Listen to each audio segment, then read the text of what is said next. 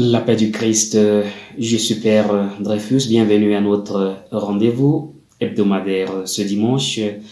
L'Église célèbre le troisième dimanche de l'Avent. Et les textes qui nous sont proposés pour notre méditation sont les suivants. La première lecture est tirée du livre du prophète Sophonie au chapitre 3, les versets 14 jusqu'au verset 18. La deuxième lecture est tirée de la lettre de Saint Paul apôtre aux Philippiens au chapitre 4, les versets 4 jusqu'au verset 7. L'évangile est tiré de Saint Luc au chapitre 3, les versets 10 jusqu'au verset 18. Comme annoncé, nous célébrons aujourd'hui le troisième dimanche de l'Avent. Ce troisième dimanche de l'Avent est appelé Gaudete, c'est-à-dire dimanche de la joie. Les textes bibliques que l'Église nous propose pour notre méditation ce dimanche de l'Avent orientent nos regards vers la joie de l'attente. Mais comment être dans la joie dans un monde qui ne cesse de générer des inquiétudes? Est-ce bien raisonnable d'exulter de joie dans un monde marqué par la violence, la pandémie, la peur et la domination des plus forts? À trois reprises, la parole de Dieu de ce dimanche nous donne la réponse. Poussez de cris de joie. Saint Paul nous dit, je cite, « Frères, soyez toujours dans la joie ». La première lecture se réfère à un peuple qui se traîne à travers l'immense désert. C'est un peuple familier des exodes et des exils. C'est au cœur de cette douloureuse épreuve que le prophète Sophonie le rejoint pour lui adresser un message de joie. Je cite, « Pousse des cris de joie, fille de Sion, éclate en ovation, réjouis-toi, tressaille d'allégresse. » Fin de citation. La cause de cette joie, c'est la présence de Dieu au milieu de son peuple. Dans l'Évangile, Jean-Baptiste nous montre le chemin de la véritable joie. Les gens qui viennent à Jean-Baptiste lui posent la question, je cite, « Que devons-nous faire ?» Fin de citation. Voilà une question importante pour nous aujourd'hui. Nous ne pouvons pas nous contenter de belles intentions ou de belles paroles. Ce qui est premier, c'est de faire, c'est d'agir selon nos convictions de foi. Que devons-nous faire ?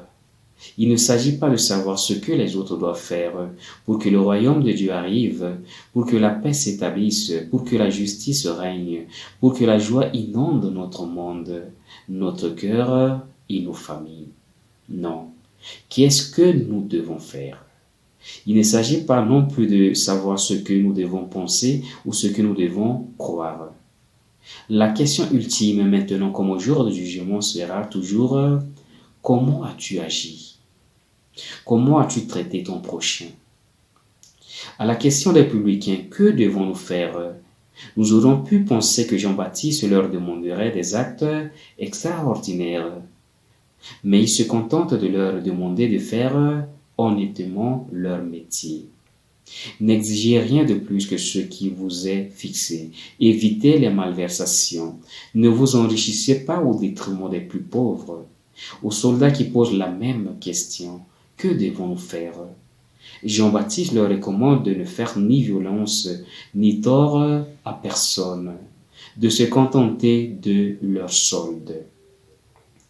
À cette question, que devons-nous faire ? Jean-Baptiste répond qu'ils doivent s'entraider, partager leur superflu avec ceux qui sont dans le besoin, être honnêtes et justes, et qu'ils ne doivent pas utiliser leur position de force pour abuser des autres. Alors, chacun peut se poser cette question. Et moi ? Quels sont les péchés habituels de ma profession, de ma situation, de ma vie de tous les jours ? Dans quelques jours, nous fêterons dans la joie la naissance de notre Sauveur. Le Christ vient nous rejoindre dans notre monde et notre vie. Alors cela vaut la peine de nous poser la question, que devons-nous faire ? Depuis Jean-Baptiste, la réponse n'a pas changé.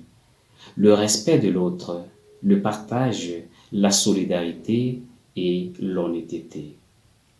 Vivre en chrétien, c'est vivre du partage. Vivre en chrétien, c'est vivre selon la justice. Et vivre en chrétien, c'est vivre dans le respect de l'autre.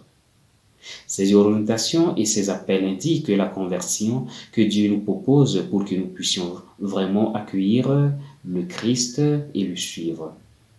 Chacun de nous, à l'invitation de Dieu, faisons des efforts pour créer un monde meilleur. Fêter Noël, c'est fêter l'arrivée de Dieu parmi nous, un Dieu qui nous invite à construire avec lui un monde nouveau. Que le Seigneur nous aide. Amen.